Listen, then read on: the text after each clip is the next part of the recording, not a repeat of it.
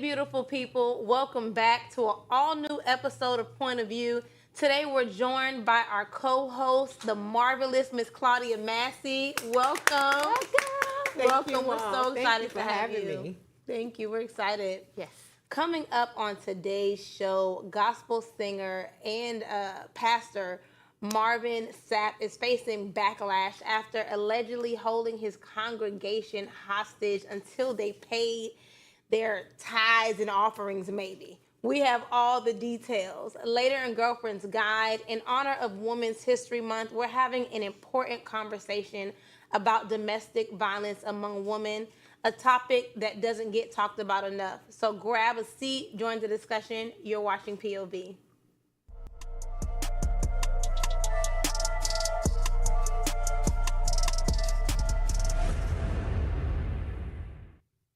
All right, so let's jump right into it. Gospel singer and pastor Marvin Sapps is facing major backlash after a viral clip shows him allegedly refusing to continue his sermon until his congregation has brought in their love offering. Marvin had an interesting way of asking his congregation to cough up $40,000 in donations. Let's take a look. There's 1,000 of you. I said close them doors. Ushers, close the doors. Close the doors. Close the doors. We all gonna leave together. Y'all ain't going no place but to the restaurant.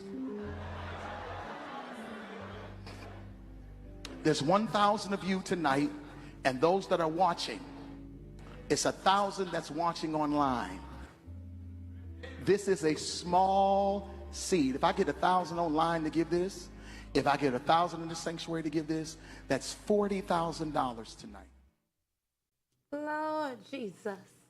The question is, do we feel like this is an abuse of power? What? Or is this a common practice in the church when it comes to giving? Now, I done been to many churches, and I ain't seen nothing as tacky as this.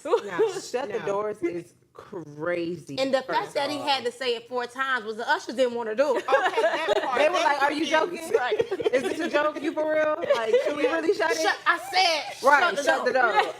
No, I serve as an usher, right? Mm-hmm. And if the pastor's talking, the way he said it, it was so demanding. Mm-hmm. I would be confused as well. Like, wait a minute, what's going on? Mm-hmm. And then his facial expression as well. Like I said, shut the door. Right. Like, who are you talking to? Right. So did they raise the money?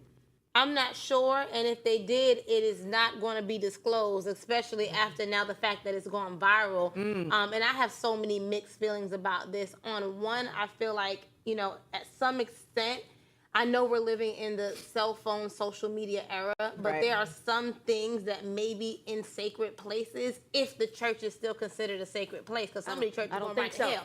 But Probably that one right there. But at the end of the day, I think some things should not be televised or publicized unless the church is putting it out. But I also think that a prophet that I follow on Instagram, love her, Tiffany Montgomery, she's also talking about a lot when the grace has left your spiritual leader. And so I can't say, because I don't want to be like the kids in the Bible that got stoned down now. So I can't say whether the grace has left Marvin Sapps or not. Right. But I'm going to ask the Lord to show me tonight in prayer. Right. Okay. Well, I think it seems a bit arrogant, one. And it seems like, who are you first to demand that people give anything? That I don't think that's right. And at so many churches, like you said, they are doing that. But I've been to churches that they're like, if it's in your heart to give, then you give. Because when you're demanding people, you don't make people want to give. If you're going to guilt me and try to condemn me over giving, I ain't giving nothing. Okay.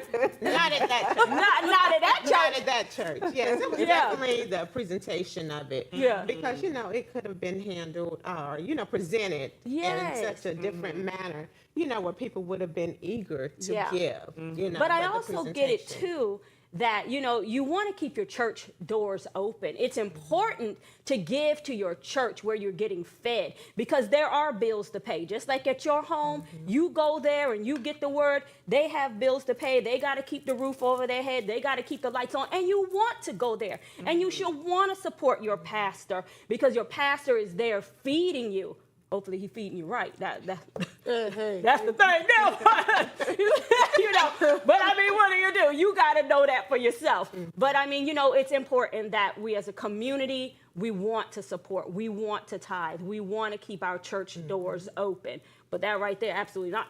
Yeah, and it's interesting as well because a lot of times, there are different movements, and sometimes the spirit moves in church, and you just kind of feel like, honey, God, you can have it all. Right. Whatever they do with it is none of my business. Right. And I think that's why it's important, one, to be in the right house under the right leadership. Right. Yes. But at the same time, I just really feel like this was very distasteless, and so it did prompt me to go on over to his Instagram page since I didn't follow him previously, and I saw that he is now working on expanding his studio or his podcast space he wants to get into podcasts and things.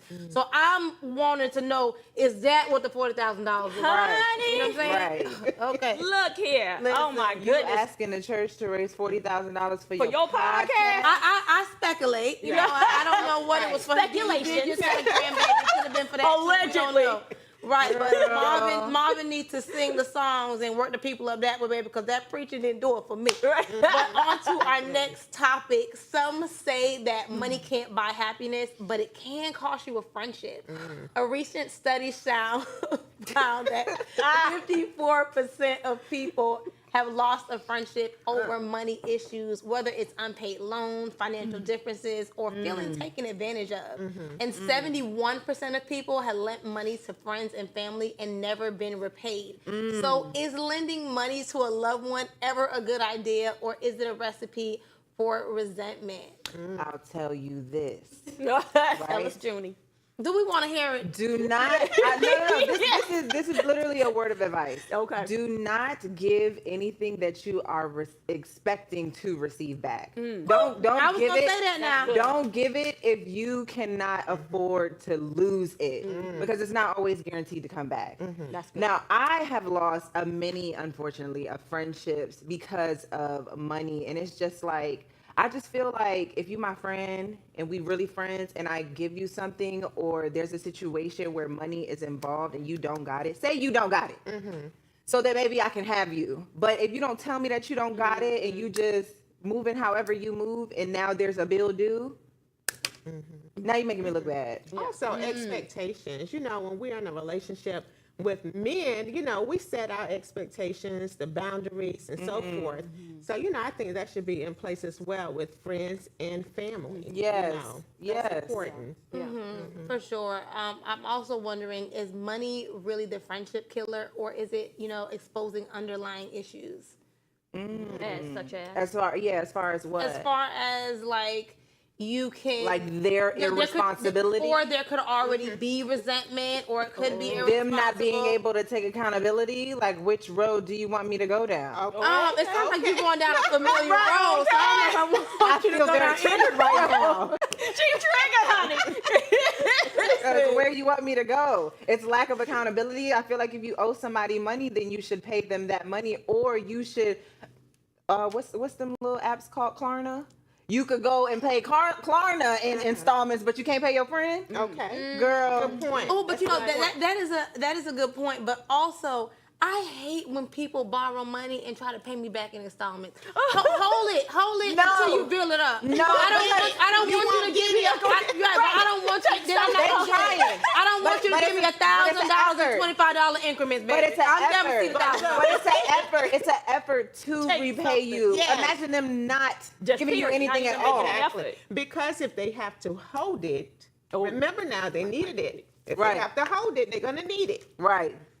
Yeah. But you know what? I also feel like maybe a lot of issues arise with friendship and money because when it comes to money, something so tangible like that, I feel like if someone lends you something, even though you should make good to repay it, people are, banking on the fact that it has to come back in that form. But I feel like we don't necessarily do that with other things. So if you give someone something, and maybe I may cook you a meal, and you know that I can't cook, or I know you can't cook. You know what I'm saying? Right, You're not right. going to give me a meal back, and I'm fine with that. If your mama made me a meal, or a meal comes from a stranger, I count that as God repaid me. Yes. But if you don't give me my money back, I'm not counting that other $1,000 that God gave me as Him repaying. Right. I love that you said that because, sometimes we are in friendships where we have different things.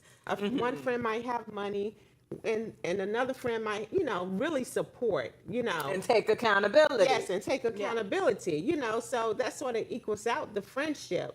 But, when you're the one always giving and all the way always pouring, and you're not receiving anything back, wait a minute. What's going in my cup? So, we That's give when things. you got to take your cup back. Take my cup back. And Well, it's pour like- it in yourself. Yes. It's like my mom took my dog for grooming, and that's about $55, $60, right? Well, I didn't give her cash back, but I bought her some things she wanted from Sprouts, right? Oh, I shouldn't even say that. Oh, from the grocery store. So I got her some things. So, I mean, for me, that's like paying her back. But I do know someone. But did she feel paid back? Because some people don't like that. Oh, I don't know how she feel. I know how I feel she paid back. You see how people are? Listen, But no. already y'all have a discussion about it because when in friendships, Yeah. they're still holding that. Like, you never paid me back. Yeah. Although you might do 10 things for them. That's right. Where you brought They wanted Yeah. that $60. Yes, right, yes. yeah. You never gave me Mama. back my $60, friend. Mama, you feel I paid you back? Let me know, please. In the comments. Let her know in the comments. No, don't put her out there. Let her know later on at the house. Hit a phone. But we have to take a quick commercial break. Coming up right after this, we have Mind, Body, and Soul, an unpopular opinion. So stay tuned. Of course, you're watching POV.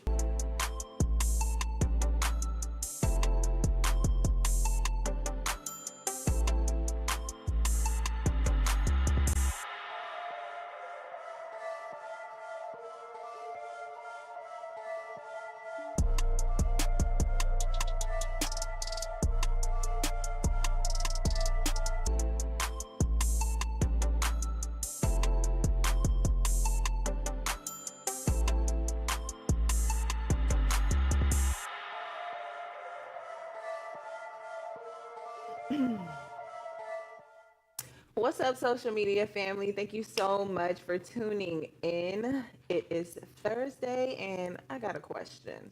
So, how long should you take to go on a date after a breakup? Like, should there be some sort of grace period in between the breakup and going on your next date? I'm jump right on in this one. Oh, quick. okay. So, what I think is that it depends. Okay. It depends if you healed before you left that relationship, because a lot of times women and or men, they stay so long that they've already done the healing process before they even decided to leave. So Yeah. if you're They healed, mentally already left. exactly. Gotcha. Exactly, then you go on and you do Gotcha. what thus saith the Lord. Okay. I totally agree with that. I think Okay. it's in your own timing. You know yourself, be introspective, check on you and determine, is it time to move on, or are you still in that place where you need to spend more time with yourself? I think it's up to each individual. Yes, I love that you said that. Self-awareness. Because sometimes we jump into relationships just because we don't want to be by ourselves. Right, right. We're not taking the time to love ourselves, to really learn ourselves, to really heal. Right.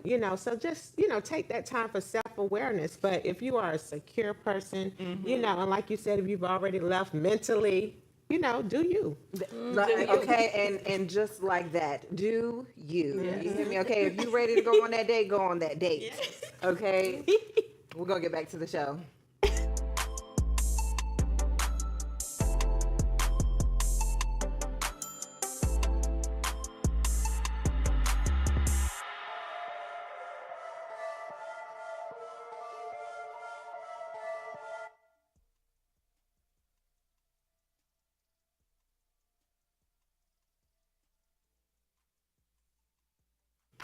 Welcome back. It's time for one of our favorite parts of the show, where we dive into love, life, relationships, and everything in between. Let's get into Girlfriend's Guide.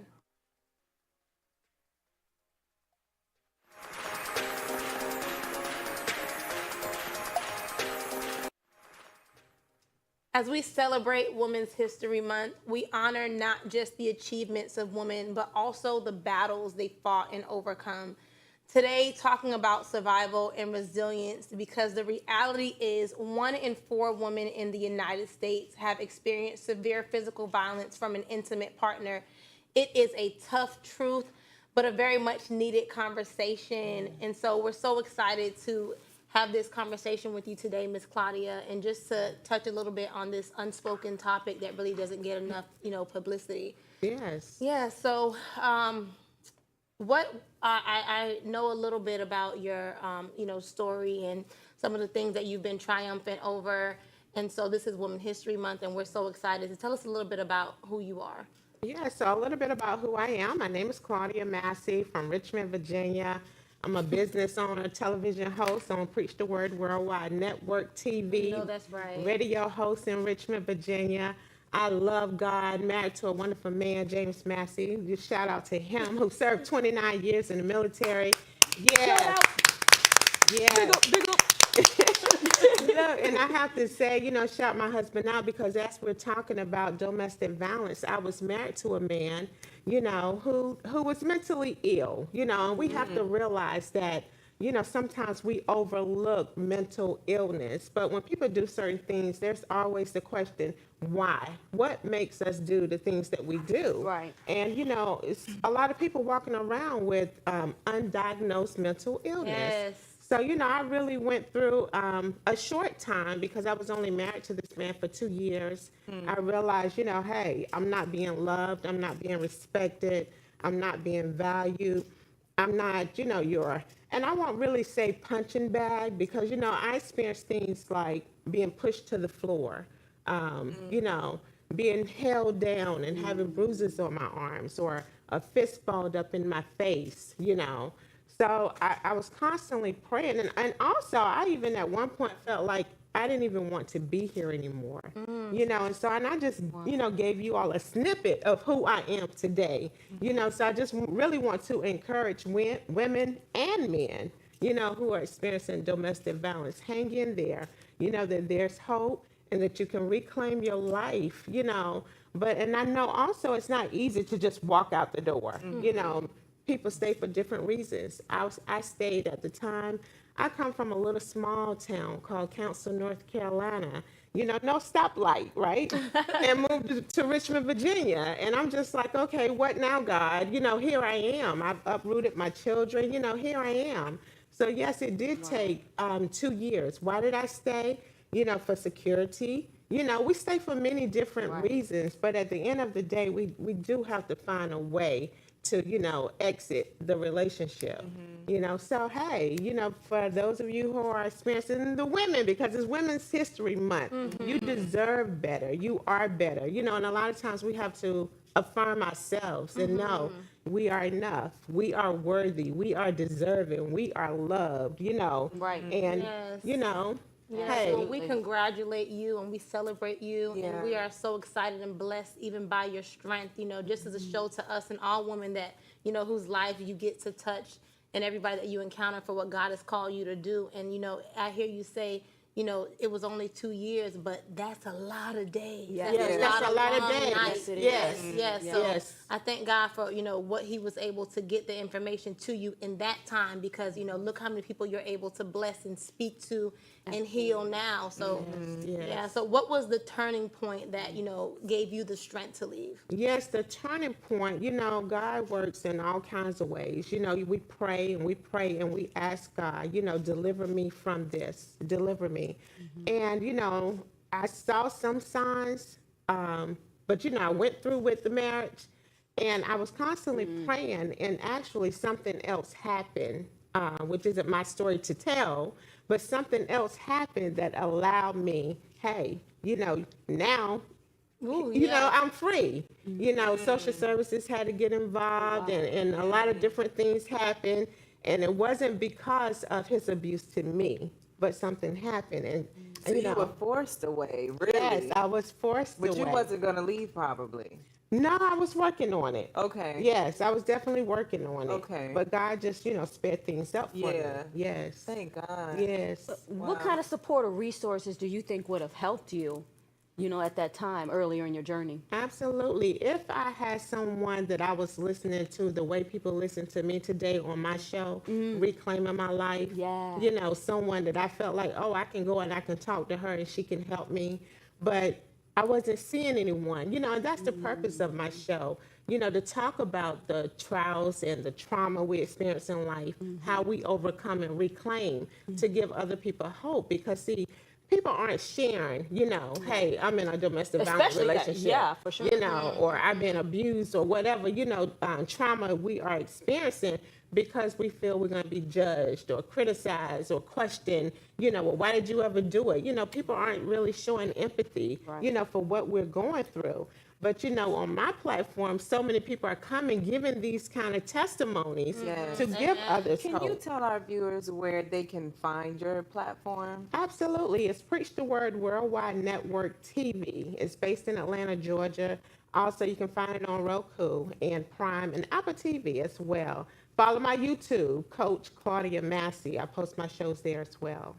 That is so awesome. And hearing you talk about your wonderful husband now and your life and all of your triumphs and all of the outreach that you get to do through your shows and other things like that, it just speaks to, and I kind of want to maybe for you to speak a little bit about the importance of, having a hope for the future, for other people. And, when you say when that door swung open and you were able to, see your way out and you actually took that out to, even maybe consider like, what life would have been like, if you didn't do that. Like now, and I think a lot of times too, when we're going through, people get connected to the struggle and they can't see a way out, but they don't realize that that test is part of your testimony as like it was your evidence of that, Now you're speaking to so many women and helping heal and change so many lives because of what you had to go through. Yes.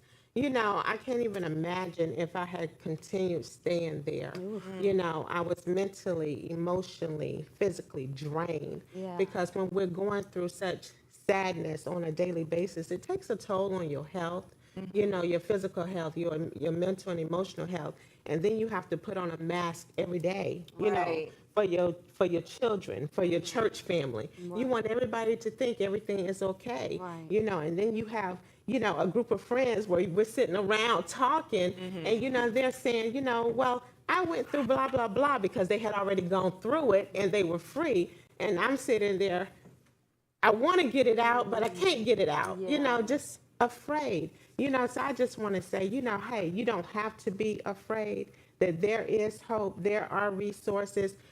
Call the domestic violence hotline. A lot of times, we're being threatened. I will kill you. We want to protect our children. Right. You're scared. Okay, what if I do? You can be so close to doing so, but then you're thinking, what's going to happen to my child if I do it? So Sometimes, you had children with him?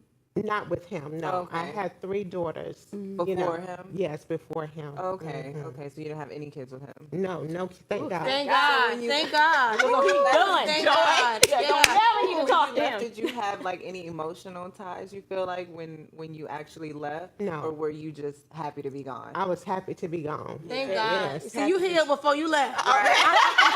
She said she found her way out. I'm happy to I'm go. sure, there was still some process and transition that had to happen, but Yeah. you're like, listen, I know I ain't supposed to be here. Let me go. Yeah. Yeah. So Yes. thank God for that. Yes. Yeah. What advice would you give to women or anyone in a domestic violence situation now? Yes, I would say, hey, go to a pastor. There are also some shelters. There are a lot of people who actually have shelters for women, who are going through domestic violence. Reach out to that person. And, in my city, in Richmond, there's a lady there, and she has a shelter, and she's also a police officer. Wow. Yes. Oh, so that's Okay, double that's protection. Okay, double She's a protection. safe haven, and you can't come over here for real. Okay, that part, So hey, find resources like that and reach out, because the resources are out there. They're out there. How do you find them? Yes, Google. Google them. We look up everything else. Yes, we look up everything else. Google But sometimes them. women's shelters and things don't always That's come up. true. That's That true. is true. Yeah. True. Yes. Okay. Yeah.